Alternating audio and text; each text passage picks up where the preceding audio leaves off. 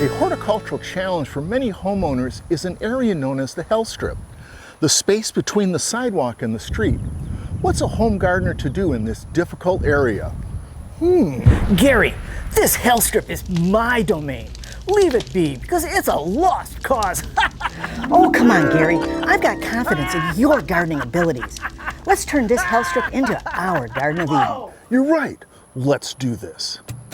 Turning your Hellstrip into a garden is a challenge, but the effort is often worth it.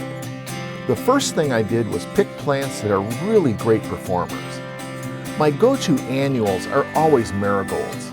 I love these yellow and orange African marigolds. These plants are sure to grow in tough situations. Another tough annual is melampodium because they're heat tolerant and produce a boatload of 1/2 inch yellow flowers, even in the hot and humid conditions in Mississippi gardens.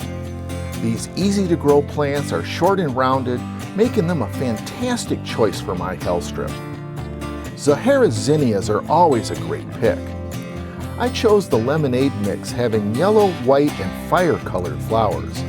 For a hot garden space, celosia is the right choice. The All-America selection Fresh Look Red looks great planted in small groups. I also planted Bright Ideas sweet potato. I love how the black and rusty red fills into and around the marigolds, melampodium, celosia, and zinnia.